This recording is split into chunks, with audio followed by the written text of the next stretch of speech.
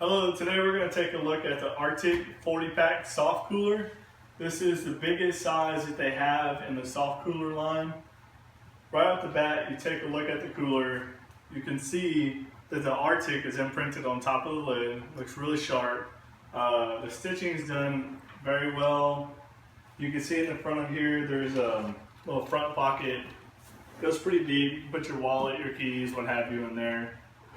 There's also a bit of a daisy chain sewn to the front of the cooler and also to the back of the cooler. And this is where you can hang things off the carabiners or whatever you want to do. So a lot of this, there's a lot of functionality within the stitching of the cooler. One thing that you can do that I've noticed and I've actually applied already is that this cooler was built to have backpack straps.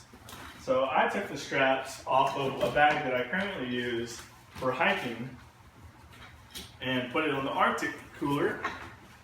Just gotta get my arms in here.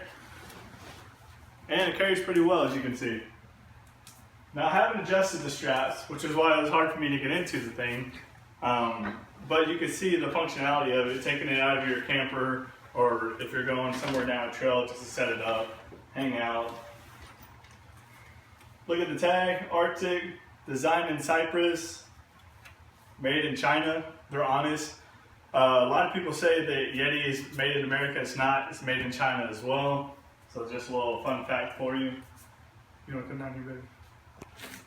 If you look at the zipper design, it's a welded zipper is what they call it.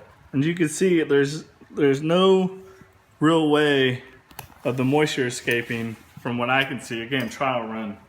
So the zipper, I will say, is pretty snug to open. You put a little force on there, but it comes with a lubricant. There's a little tube about this big. It's the YETI lubricant that you put on the ends of here, is what the instructions say, to help lube it up. You can see a little lubricant on here already, and it really does help. So I've put a 20-pound bag of ice in here, and it fills up to about right there with nothing in it. I got the bag of ice at Buc-ee's, and it was already kind of melted because it's 95 degrees here, which is going to be a good test. I'm going to show the progress of the ice over the next 72 hours, maybe longer, depending on how well it holds up. These are pretty extreme conditions for a SoftPak cooler to be out in the open, but I'm going to set it on my back porch for the next few days to see what the ice does over the course of the next few days. So let's go back over here real quick.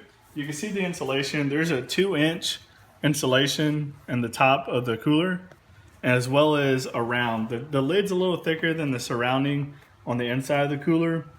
Not sure why, but I'm sure there's a design reason behind that. One thing to remember whenever you are icing down your cooler is if you really want the full effect of the cooler to work, like with the hard coolers, that's the 65 right there, hard cooler.